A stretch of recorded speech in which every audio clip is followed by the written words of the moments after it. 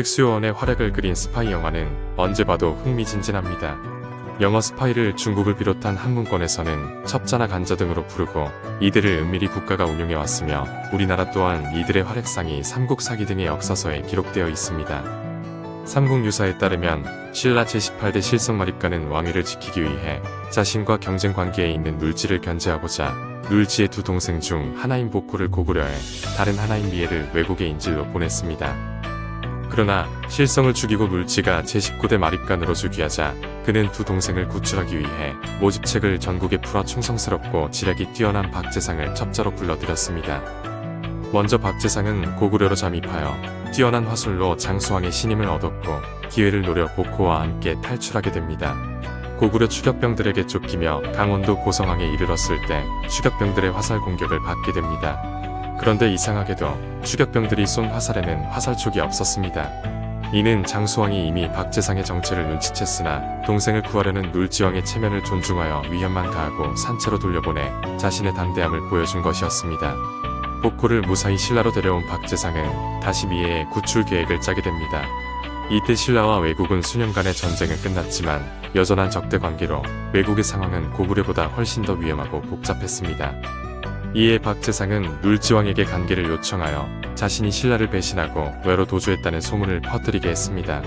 또한 미해가 왜국에 오래 머물며 왜의 앞잡이가 되어서 그의 가족을 가두었다는 소문도 함께 흐리게 했습니다.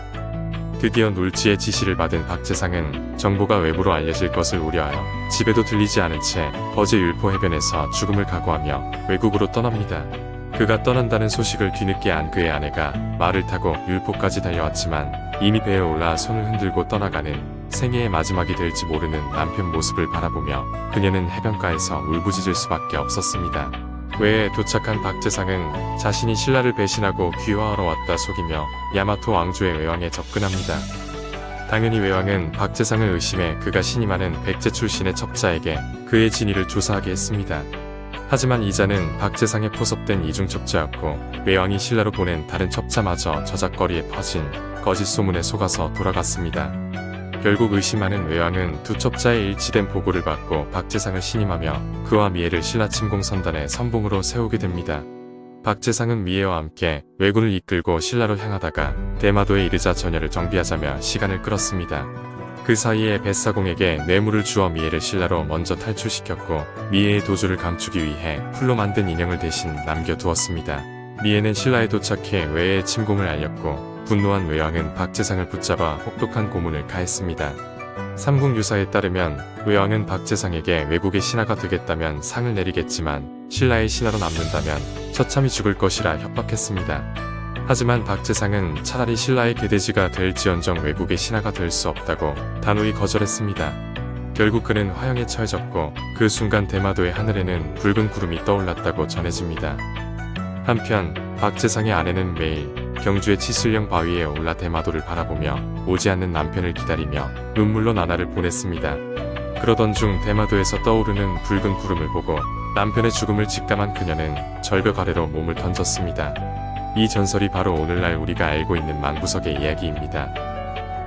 이때 박재상의 세 딸 중 두 딸도 함께 숨지며 남아있는 딸은 눌지가 거두어 외에서 돌아온 미해와 혼인을 시킵니다.